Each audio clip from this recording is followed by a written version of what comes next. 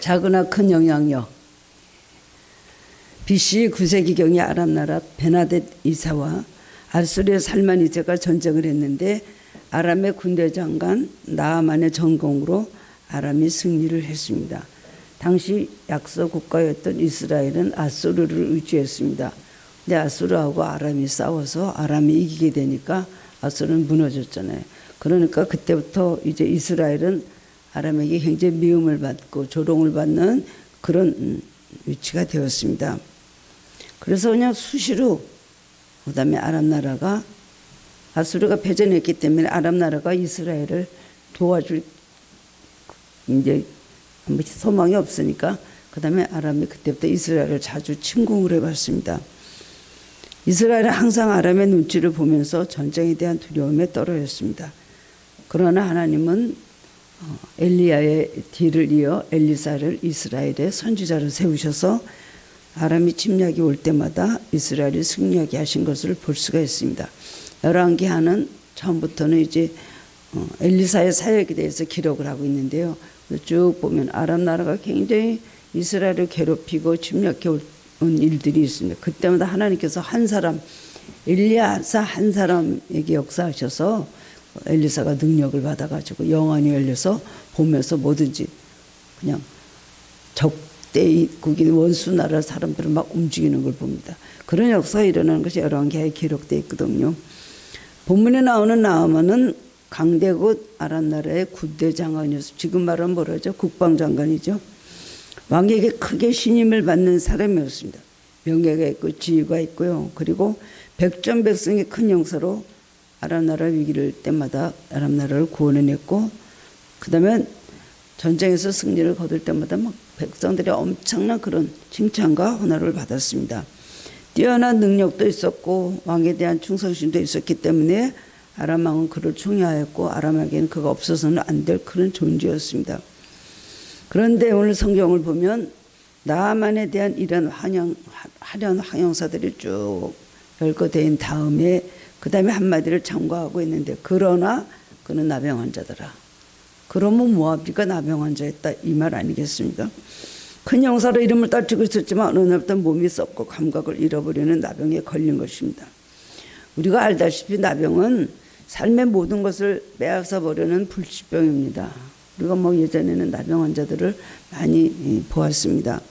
지금은 많이 이제 소록도에서 한센시병, 소록도에서 이렇게 격리돼서 살고 있고 많이 숫자가 줄어드는 것으로 알지만 아직도 근절은 되지 않았다고 합니다. 불치병으로 나병은 의학이 특별히 발달하지 못한 그 시대에서는 나병은 저주요 곧 죽음을 의미하는 그 자체였던 것을 우리가 성경 구약을 봐도 알 수가 있고 신약을 봐도 알 수가 있어요. 왕이 아니라 누구라도 나병 환자용을 곧장 붙잡아서 격리하는 것으로 보내는 것이에요. 나만뿐이 아니라 모든 사람을 보면 인생은 모두 그러나의 존재인 것을 알 수가 있습니다. 뭐 이런 좋은 점을 갖고 있어, 이런 뛰어난 면을 갖고 있어, 남보다 탁월한 이런 걸 갖고 있다. 그러나 그 속에 들어보면 그러나가 없는 사람이 있겠습니까? 그런데 그래서 어쨌다고 라는 말이 꼭 수식이 붙게 되는 것이죠. 겉은 화려해 보이지만 속은 썩는 냄새가 나는 문제를 안고 있고 지혜로운 듯하지만 사실은 지혜롭지 못합니다. 중요한 것은 알지 못하고 허둥대며 살아갑니다. 온전한 듯하지만 치명적인 결함이 있습니다. 오늘날 의학과 유전공학이 너무나 발달했어요. 유전자 구조까지 밝힌 그런 게놈 지도라는 것도 완성이 되어 있습니다. 그러나 여러 가지 불치병, 난치병은 더 많아지고 있는 것 같습니다. 그에 따라서 더 많은 병들이 생기고 있죠. 의사들이 환자가 오면 진단을 해보고 나면 이런 병은 본 적이 없습니다. 그래서 그때 처음으로 이름을 붙이는 거예요. 병명을. 그래서 병명이 희한한 그런 병명들도 있는 것을 보았습니다. 그럼 무슨 처방을 어떻게 내야 될지 조차도 모르는, 뭐를 진단해야 될지 조차도 모르는 경우가 있다는 말을 많이 듣습니다. 그런데 육체 질병뿐입니까?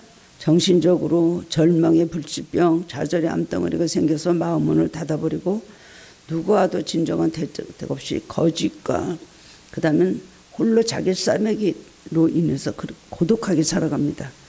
모든 것 서로 싸매주기보다 서로 상처를 주고받으며 살고 있습니다. 받은 마음의 상처가 제 아물기도 전에 다른 상처가 또 오는 거예요. 상처를 잘 맞는 사람은 상처받기 위해서 꼭 태어난 사람 같습니다. 조금만 이라도 상처받고 접시물에도 빠지는 거예요. 감수성이 너무 예민해서 말 한마디에 흔들리고 그냥 반응을 하는 모습을 보게 됩니다. 너무 둔해도 안 되지만 너무 상처를 잘 받고 매사에 남의 언어에 대해서 상처받고 남과의 관계에 있어서 반응하는 사람들은 그 사람은 더 문제가 있는 사람이라고 할 수가 있습니다. 받은 상처, 그 다음에 또 그 위에 또 다른 상처가 그 다음에 찾아오니까 그 다음에 그게 아물기도 전에 완전히 그것이 나중에는 상처 투성의 인생이 되거든요. 그런 사람들은 굉장한 이상한 인격이 되어 있는 걸 봅니다.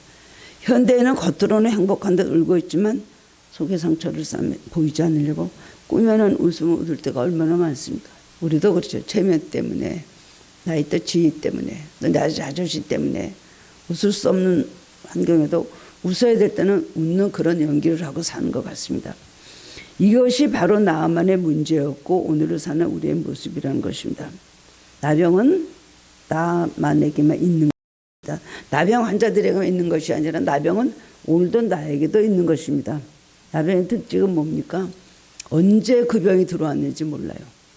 그리고 얼마나 그게 오랜 세월을 두고 어떤 사람이 10년 만에 나타나기도 어떤 사람이 1년 만에 나타나고 그 다음에는 갑자기 눈썹이 빠지고 머리카락이 빠지고 그러다가는 점점 뭔가 이제 상처가 나면서 그 다음에 곪으면서 그 다음에 그것이 허물어지고 나중에는 문드러져서 뼈까지 없어지는 병이 바로 나병인데 우리 영적인 병하고 너무 똑같습니다.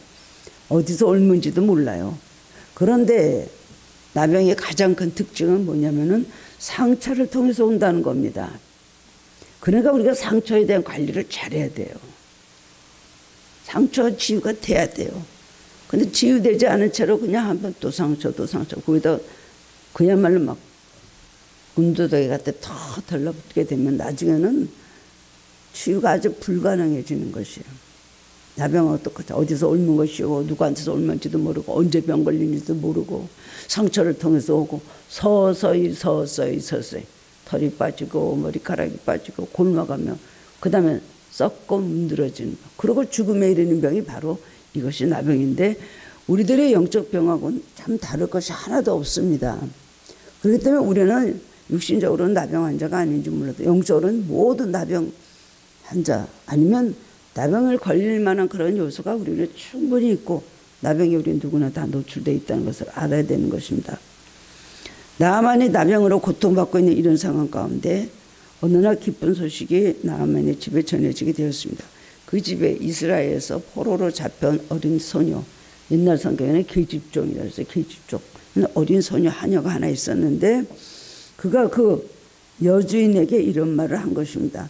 만일 우리 주인이 제 고향 사마리아에 계신 하나님의 선지자를 만날 수 있다면 나병을 고칠 수가 있을 것입니다. 길지도 않은 짤막한 말이에요. 그런데 아내가 그 말을 듣고 귀가 번쩍 뛰었습니다. 진짜니? 네, 그렇습니다. 모든 사람들이 엘리사에게 와서 병을 고침받습니다. 그러니까 아내에게 또 그 말을 전해드렸습니다. 나만의 귀가 번쩍 열려가지고 만나야겠다는 생각을 합니다. 사람이 죽게 되면 지푸라기라도 잡는다는 심정이죠. 그래서 나만은 왕을 찾아갑니다. 이렇게 말을 하고 내가 이제 이스라엘에 갔다 오고 있어요. 왜냐하면 국가적인 문제이기 때문에 자기가 간다는 것은 왕의 허락을 받지 않으면 절대로 못 갑니다.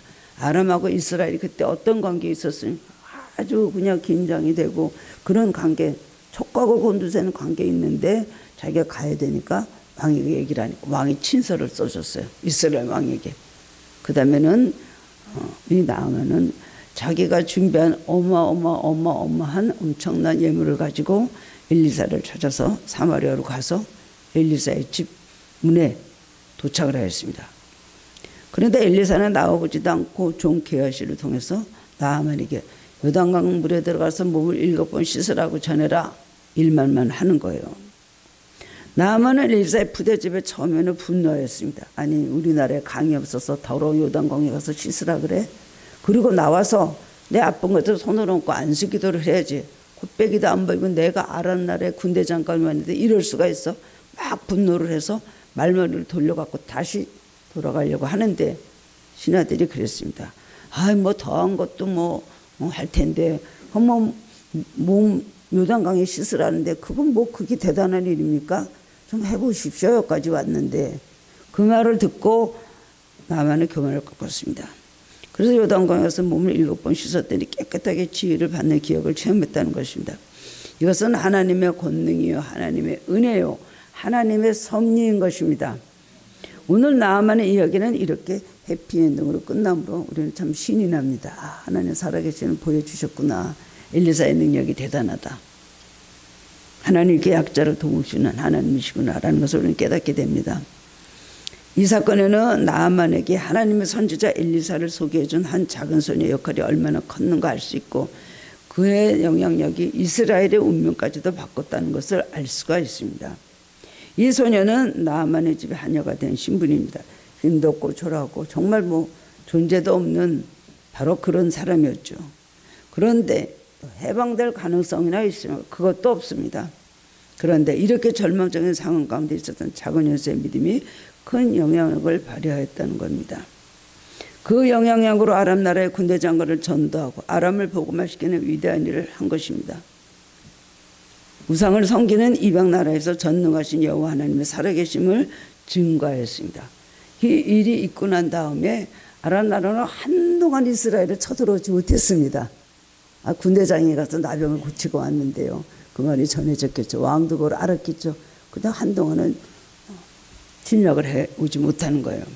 이것은 개인이 병을 고쳤다, 선지자를 만나서 병을 고쳤다는 이런 일차원적인 그런 간단한 문제가 아닙니다. 이거는 국가적인 굉장한 뜻이 있습니다. 나라와 나라의 그 가운데 다리의 역할을 했던 게 누구예요? 바로 이 보잘것없는 이 하녀, 존재도 없는 이 하녀였다는 것입니다. 이 소녀의 조그만 전도가 200년 후에는 요나 선지자를 통한 시리아의 수도 니네웨 회개 운동을 일으키는 원동력이 되었다는 것입니다. 니네웨 성 사람들은 사실 요나가 하나님 말씀에 순종할 마음이 없었습니다. 그 나라는 망해야 될 나라인데 왜 하나님 나라를 가서 전도해갖고 살려놓으려고 하시는가. 그래서 불순종하다가 하나님의 징계로 인하여 그 다음에 물고기 뱃속에 사흘이 있다가 나와서 할 수 없이 가서 전도한 것인지 죽지 못해 전도한 것이 바로 니느웨의 전도입니다.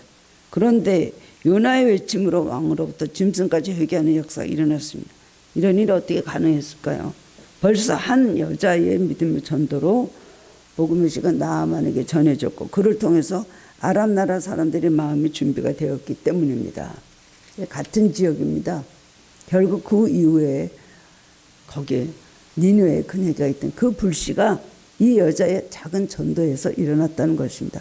오늘 본문의 여전히 15절에서 17절까지 말씀을 보면 병 고침을 받은 후 나아만은 엘리사에게 와서 이렇게 다시 고백을 합니다. 온 천하의 이스라엘의 하나님 외에는 다른 신이 없음을 알게 되었습니다. 예물을 주니까 그 다음에는 안 받겠다고, 절대 엘리사가 안 받겠다고 거절합니다.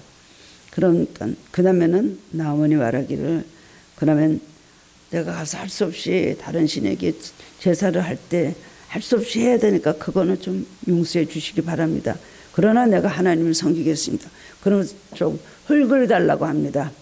흙을 달라고 하면서 노새 2마리의 실을 흙을 달라고 해서 이스라엘의 흙을 실어가지고 고국으로 가서는 그 흙으로 제단을 쌓아놓고 그 다음에 하나님께만 번제를 드리겠다는 약속을 합니다. 하나님의 살아계심, 그야말로 완전한 승리를 여기 보여준 것이죠. 병만 낫고 갔습니까? 나아만은 완전히 신앙까지도 고침을 받았습니다. 하나님을 체험하였습니다. 그리고 그 이후의 일에 대해서 성경은 더 이상 언급하고 있지 않지만 나아만은 스스로의 그 약속을 분명히 지켰을 것입니다. 사람들이 보고 알았겠죠. 어떻게 병을 고치셨습니까? 왕보다 깜짝 놀랐겠죠. 네가 그래 병을 고쳤느냐? 아마 보여줬을 거예요. 제가 그렇게 고쳤습니다. 그래서 엘리사가 날 보고 요단강에 가서 7번 씻으라고 해서 내가 몸을 씻어도 이렇게 낫지 않습니까? 왕도 놀랐겠죠. 그러면서 그는 주변 사람들에게 자신의 병 고침을 간증했을 것이고 여호와 하나님을 전하는 삶을 살았다는 것입니다. 하나님 이 모든 하나님께서 하신 일에는 그냥이 없습니다. 우연히가 없습니다. 무작위적으로 되는 일이 없습니다. 모든 걸 다 하나님 섭리 가운데 이루어지는 것이고 지나놓고 보면 그것이 더 감사할 일이더라고요. 항상 환난을 당하고 어려움을 당할 때 기도하면 감사해라. 왜 감사할까요? 감사할 이유를 가르쳐 주시는 거예요. 그렇지 않았다면 너가 이런 고난을 당하지 않았다면 이 일이 이렇게 됐을 것이다. 이렇게 됐을 것이다. 나중에 보면은 하나님은 항상 나를 도우시는 분이시구나. 현재는 괴롭지만 앞으로도 뭔가 불평하지만 하나님은 나와 함께 하시고 반면 끝에 가서는 합력하여 선을 이렇게 하신다는 거 알 수가 있어요. 그것이 결국 그 고난이 나를 위한 것이었구나. 나를 더 좋게 하시느라고 그랬구나. 나를 생각하셨던 일이었구나. 그걸 깨닫게 될 때가 얼마나 많은지 몰라요. 그렇기 때문에 우리는 믿음의 눈을 가지고 바라봐야 되는 것입니다. 이 작은 소녀는 큰 숲을 이루는 하나의 겨자씨가 되었습니다. 그리고 누룩이 되었습니다. 아람 나라에 불을 붙인 성령의 불씨가 되었다는 것입니다. 사도행전 8장을 보면 초대 예루살렘 교회 7 주사 중에 하나였던 빌립 집사 얘기가 나옵니다. 세대반의 순교로 인하여 사람들이 막 흩어져서 그 다음에는 막 유대를 떠나서 사마리아까지 막 복음을 전하는데 빌립 집사는 사마리아에 가서 복음을 전했습니다. 그런데 갑자기 성령의 강권적인 역사로 음성이 들립니다. 어떤 사람이 마차를 타고 가는데 저 마차로 가라. 가까이 다가가라. 그 음성을 듣고 가까이 다가갔더니 이디오피아 간닥의 여왕의 그 내시인 사람이 마차를 타고 앉아서 성경을 읽고 있는 거예요. 이사야 성경을 읽고 있습니다. 그러면서 이게 무슨 소리인지 성경을 읽습니까? 무슨 소리인지 압니까? 그랬더니 나 이게 무슨 소리인지 모르겠다. 그래서 마차에 같이 올라가고 그 사람한테 성경을 풀어주고 데려다가 물가에 가서 그 사람이 세례를 주었어요. 결국 어떻게 됐습니까? 그 에티오피아 내시를 전도함으로 에티오피아를 아프리카 최초의 기독교 국가로 만들었다는 것입니다. 우리들의 작은 씨앗이 금방은 열매 맺지 않는 것 같고 핍박도 받고 여러 가지 힘든 일이 있어도 절대로 죽지 않습니다. 밀알 하나가 썩어지면 절대로 죽지 않고 많은 열매 맺나 그랬어요. 예수님이 바로 밀알이 되셨잖아요. 우리들의 작은 하나님 앞에 선, 하나님 앞에서 의로운 것, 하나님 앞에서 모든 믿음과 충성은 반드시 나중에는 큰 열매를 거두게 그렇게 되는 것입니다. 성경에 많이 있잖아요. 그리고 또한 헬렌 킬러도 에드 설리반 선생님 한 명이 그 사랑을 가지고 헬렌 켈러를 그 삼중 보지 못하고 듣지 못하고 말하지 못하는 헬렌 켈러를 어렸을 때부터 그 짐승과 같은 아이를 그렇게 사랑해서 길을 갔다가 그야말로 어린 아이를 그 아이를 계속해서 열심히 가르침으로 인하여 헬렌 켈러를 그렇게 위대한 사람으로 만들었습니다. 또한 무디 목사도 그래요. 그 선생님, 초등학교 선생님 하나가 무디에게 성경을 가르치면서 그렇게 사랑했더니 세계적인 전도자가 됐던 무디 목사가 됐다는 것입니다. 하나님은 작은 겨자씨 같은 보잘것없는 우리를 통하여 위대한 일을 행하시는 분이십니다. 어린 소녀 하나의 확실한 믿음으로 아람의 군대장과 나아만의 나병을 낫게 하시고 아람 나라에 여호와 신앙이 들어가겠다는 거예요. 적기 시작하나 큰 일을 이루시는 하나님이십니다. 이 한 소녀는 아주 무명의 그야말로 종이었지만 누구보다도 위대한 전도자여 이방을 선교한 선교사였던 것입니다. 왕보다도 훌륭한 믿음의 사람이었습니다. 그 당시 이스라엘의 왕 여호람은 이스라엘 땅에 살면서도 하나님을 섬기지 않았어요. 얼마나 이율배반적인 얘기입니까? 근데 이 소녀는 이방 땅에 잡혀와서 살면서 믿음으로 충만하게 살았다는 것입니다. 오늘 우리도 작지만 큰 영향을 끼치는 신앙인의 삶을 살아야 될 것입니다. 본문의 말씀을 통하여 이 어린 하녀의 믿음을 우리 본받고 말씀을 통해 깨달음을 얻고 함께 은혜를 나누기를 원합니다. 첫 번째는 우리는 믿음의 확신을 갖고 살아야 되는 것입니다. 오늘 현대인들은 불확실성의 시대에 살고 있습니다. 내일이 어떻게 될지 몰라서 너무나 불안해하면서 살아가고 있죠. 소득은 줄어들어 현생유지도 안 되는 상황입니다. 경기는 땅바닥으로 침체되어 있습니다. 이런 일이 한국에는 또 많이 있었습니다. 우리는 IMF를 지나고 코로나 시대를 지나고 여러 가지 모든 일들로 인해서 한국 경제가 어려질 때가 너무나 많았습니다. 갈수록 미래에 대한 불안과 두려움이 더 커지고 있습니다. 특히 요즘같이 정치적으로 쓰나미가 몰려온 상황 속에서 내일은 예측하기도 힘들고 희망을 갖기도 힘이 듭니다. 요즘 이민을 가려고 하는 사람들이 많이 있다고 합니다. 안전한 곳을 찾는 것입니다. 그런데 미국을 가려고 했던 그야말로 영주권자 이런 사람 미국 가려고. 미국도 어디로 가야 되냐. 여러 가지 재해가 너무나 많이 있고요. 그 다음에 경제적으로 어렵고요. 미국도 얼마나 여러 가지로 힘이 듭니까? 그러니까 미국은 아니다. 호주를 갈까 카나다로 갈까. 캐나다도 굉장히 어려운 가운데 있죠. 유럽을 갈까. 유럽도 굉장히 어려운 거예요. 어디를 가야 될 것인가 정하지 못하고 있는 사람들이 있는 걸 보았습니다. 이러한 불안한 시대에 우리는 믿음의 확신을 가지고 살아야 됩니다.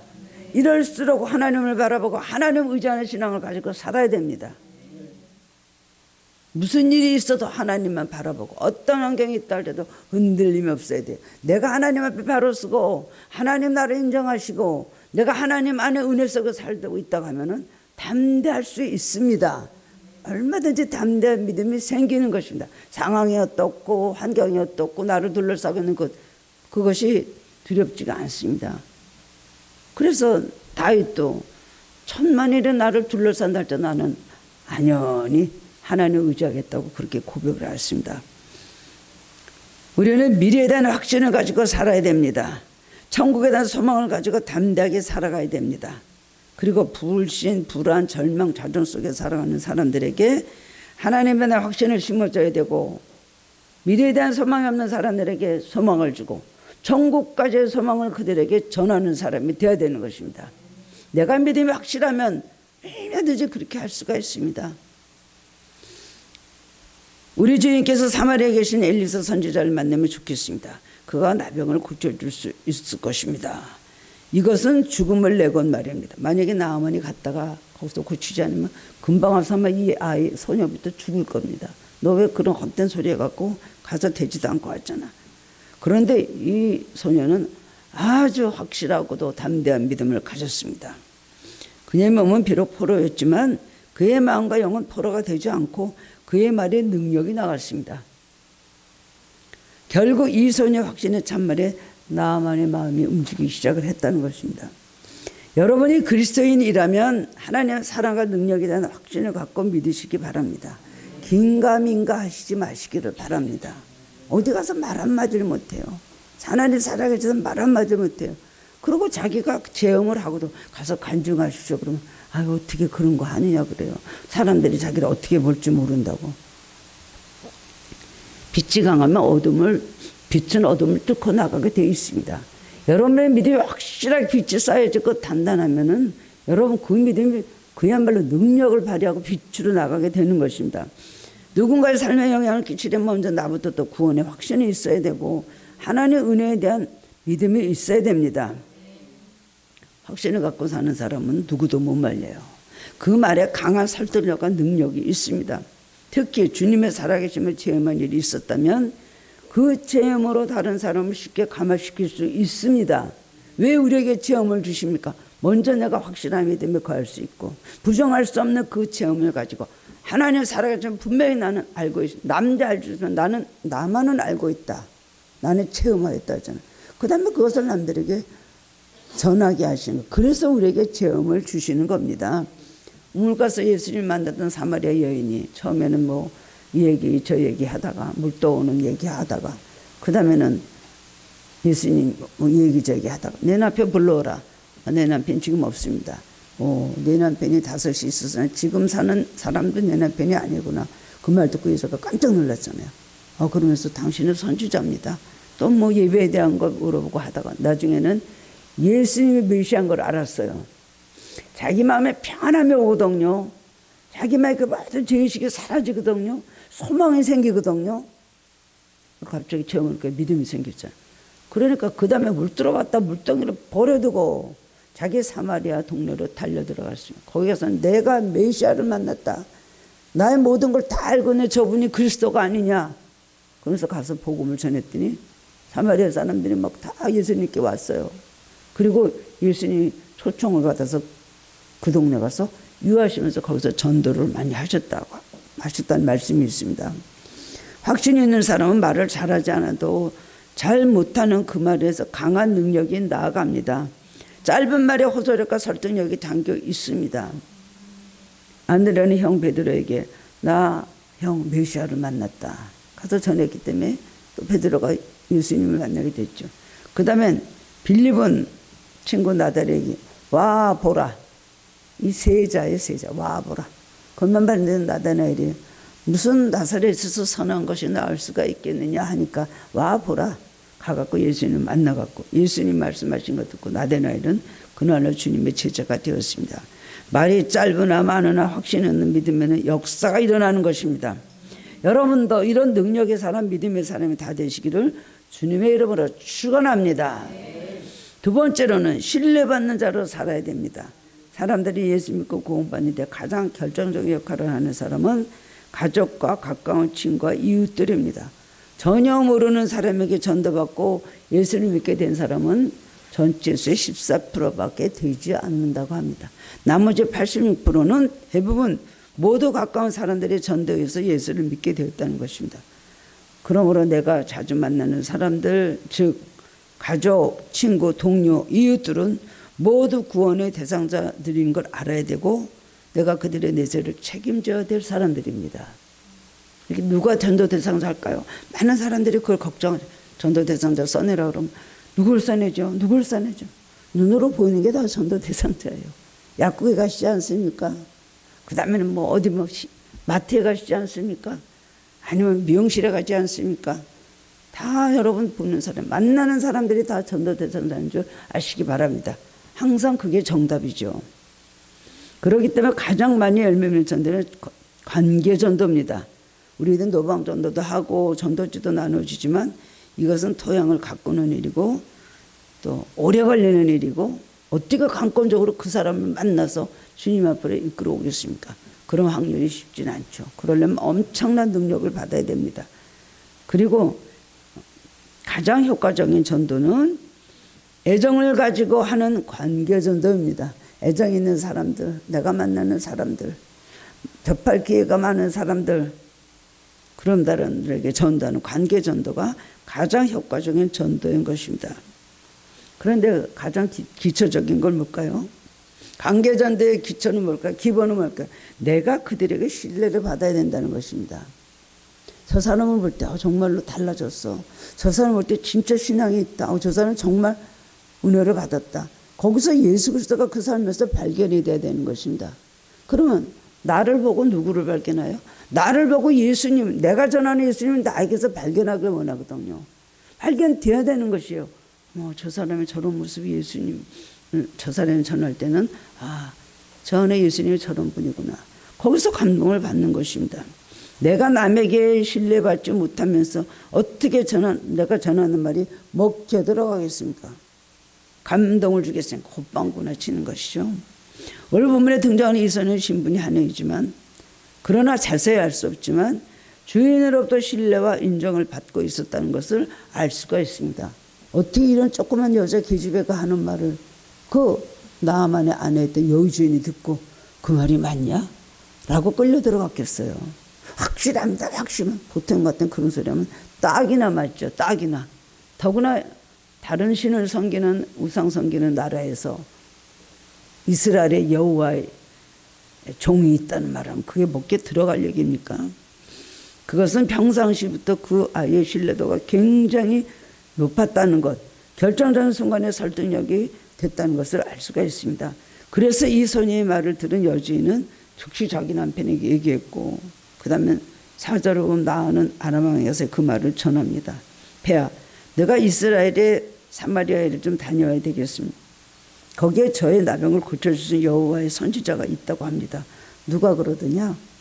우리 집에 있는 어린 하녀입니다. 그런데 그의 말을 믿을 수가 있습니다. 왕은 나아만의 말을 듣고 이스라엘에게 친서를 써줬다는 거예요. 얼마나 나아만의 아내가 이 하녀를 믿었으면 그 말을 남편에게 전하고 남편이 그 말을 하니까 그대로 믿고 왕에게 가서도 말을 하니까 왕이 그대로 믿고 친서를 써줬다는 거예요. 신뢰 아닙니까? 나만의 아내는 그의 말로 신뢰를 했고, 또 아내의 말, 남편이 신뢰, 나만의 말을 왕이 신뢰했다는 거예요. 이 관계가 모든 신뢰가 이거 기초가 됐다는 걸 알 수가 있습니다. 그래서 친서를 써줬어요. 내가 우리나라의 군대장관 나아말로 보내니 왕은 어떻게 쓰는지 이 엘리사에서 내 군대장관 나아만의 병을 고쳐주시오. 이스라엘 왕은 그걸 보고 무슨 시비를 걸어온 줄 알고요. 내가 신이냐 어떻게 나병을 고치냐 옷을 찢었다 그랬어요. 왕이 막 불행과 막 비참의 극치를 당하고 옷을 찢었잖아요. 그러니까 엘리사가 그 말을 들었어요. 왕 옷을 찢을 게 아니라 그 사람은 나한테 보내십시오. 이렇게 갖고 일이 된 거예요. 많은 사람들이 등장을 했습니다. 이거 보면 얼마나 허황된 얘기 같습니까? 아니 우리 집에 일하는 애가 이스라엘에서 잡아온 애가 있는데 걔가 그런 말 했는데 왕이 미쳤냐? 아니 그런 애 말을 듣고 뭘 그걸 믿고 그래. 참 그렇지만은 이 아이를 신뢰하고 믿었다는 거예요. 이 소녀에 대한 신뢰성으로 인하여 이런 큰일이 일어나게 된 것이죠. 믿음의 사람은 나이와 신분과 위치에 상관없이 어느 단체, 어느 기관, 어느 직장에서든지 인정과 신뢰를 받는 그리스도인이 되어야 합니다. 신뢰받는 인격과 말과 행동이 있어야 되고 생활로 예수님은 나타나야 됩니다. 간흥공보다 미성숙한 인격으로 말다툼과 싸움을 일으키고 사람들에게 손가락질을 받으면서 다 예수를 열심히 믿는 사람입니다. 그러면 사람들이 하나님의 영광을 가리죠. 예수님의 영광을 가리죠. 그리고 조롱을 받을 것입니다. 기독교가 조롱을 받습니다. 그 사람이 그렇게 말했어요. 그건 사실입니다. 그 사람이 그렇게 말했어요. 그건 정말 진실입니다. 그 사람이 그런 일을 했던 건 확실한 일입니다. 이런 신뢰를 받아야 되는 거예요. 예수 믿는 사람은 말 그대로 진실, 믿을 만한 사람이 되어야 된다는 것입니다. 신뢰가 곧 성공의 비결입니다. 성공 이전에 신뢰성을 쌓아야 돼요. 종으로 팔려간 요셉이 애굽에서 성공할 수 있었던 비결이 바로 진실되고 성실한 거였습니다. 신뢰받는 삶을 살았잖아요. 그래서 친위대장 보디발이 그를 너무나 가정총무로 삼았다 그랬어요. 그러다가 누명을 쓰고 감옥에 갔는데 간수장이 또 요셉을 보니까 정말 믿을 만한 사람이거든요. 진실되고 성실하고. 그러니까 모든 걸 다 전옥을 맡겼다 그랬어요. 그 다음에 애굽의 왕이 그 다음에 요셉의 꿈 해몽에 가서 만났는데 보니까 그때부터 요셉을 보니까 정말 믿을 만한 사람이거든요. 겉간이 똑같고 진실되고 정말 거짓이 없는 사람인 걸 보고 나서 그 다음에는 왕이 공부전에 잡고 완전히 그냥 요셉이 하는 말을 그대로 다 들었잖아요. 신뢰성이 없으면 절대로 아무것도 얻을 수가 없습니다. 마지막으로 세 번째로는 소망을 심어주는 자가 되어야 됩니다. 나병은 저주받는 절망적인 병이었습니다. 아무리 나아만이 군대 장관이요 대단한 위치를 갖고 있다 할지라도 그 다음 몸은 썩어 들어가고 있습니다. 이제 조금만 소문이 더 퍼져나가면 계급장도 떼어야 되고 가족들로부터 같이 살지도 못하고 격려해야 되고 동네로부터 추방돼야 되는 그런 비참 상황이 됩니다. 그런데 이 포로로 끌려온 하나가 절망에 빠져 있는 그에게 희망을 주었다는 거예요. 기독교는 소망의 종교입니다. 여러분들이 희망을 주는 사람이 되어야 됩니다. 어디든지 가서 보면 소망을 주는 사람이 되어야 됩니다. 남의 마음속에 있는 희망 가지도 다 꺾어버리는 그런 존재가 되면 안 되는 것입니다. 우리 주변에 여러 가지 문제 때문에 희망 잃어버리고 시리와 좌절로 살아가는 사람들이 얼마나 많습니까? 그런 사람들에게 당신은 예수님 만나면 문제를 해결할 수 있습니다. 얼마든지 소망을 가지십시오. 이렇게 외쳐야 되는 것입니다. 이것이 예수 사랑입니다. 이전에 평촌도 때 제가 전도를 많이 했습니다. 가서 보면 다들 얘기를 하면 막 내가 이렇습니다. 예수를 믿으셔야 된다. 막 쉬지도 않고 막 불러내서 떠들면은 문제가 없습니까? 문제가 있습니다. 근데 정말로 예수 믿으면 제 문제가 해결이 날까요? 그럼요. 제가 남을 망하라고 다니겠습니까? 잘 되라고 다니는 사람이다. 그럼 들어오세요. 들어가요. 전도해갖고 그런 사람 중에는 목사가 된 사람도 여러 명이 있습니다. 우리는 소망의 말, 확실한 참말을 전해줘야 됩니다. 그러려면 우리가 하나님의 은혜로 충만해야 되겠죠. 내가 하는 것이 아니라 나를 통해서 나오는 빛으로 인하여 우리는 그냥 중간에 연결하는 사람밖에 되지 않는 거예요. 프리즘이 돼야 되는 거, 프리즘. 남에게 예수님을 전하려면 내가 프리즘이 돼서 밝은 빛을 받아서 그대로 그 사람에게 전해줘야 된다는 것입니다. 내가 하는 말은 작은 것 같지만 듣는 사람에게는 천국이냐 지옥이냐 결정되는 아주 엄청난 능력이 있는 것입니다. 화려한 공복 속에 나병으로 썩어 들어가는 육신의 불행을 이 소녀는 보았습니다. 하나님으로 마음을 보니까 너무나 불쌍한 거예요. 아유, 장관님 뭐해? 저런 사람이 뭐해? 영혼을 들여다봤거든요.